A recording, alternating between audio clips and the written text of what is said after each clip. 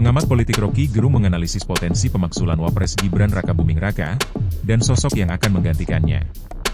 Hal itu ia sampaikan Rocky pada podcast dengan pengamat politik yang juga pendiri lembaga survei Kedai Kopi, Henry Satrio, di channel YouTube Henry Satrio, tayang Jumat, 15 Agustus 2025. Seperti diketahui, desakan pemakzulan terhadap Gibran dilayangkan para pensiunan Jenderal TNI yang tergabung dalam Forum Purnawirawan.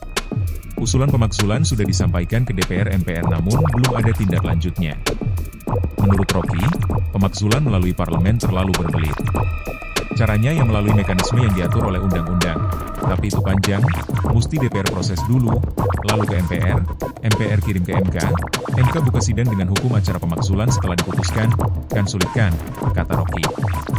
Menurutnya, cara paling tepat melengsarkan Gibran adalah dengan cara mendesak langsung dengan cara unjuk rasa.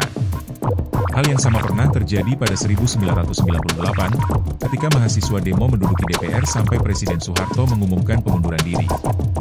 Henry Satrio, tuan rumah sekaligus host podcast tersebut, menanyakan Rocky tentang sosok yang akan menggantikan Gibran. Mengganti Gibran? Dari partai politik atau profesional? Tanya Henry. Ya pasti dari partai politik lah, jawab Rocky.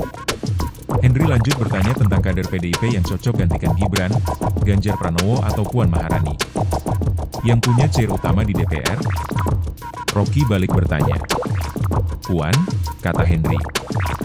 Download Tribun X sekarang, menghadirkan lokal menjadi Indonesia.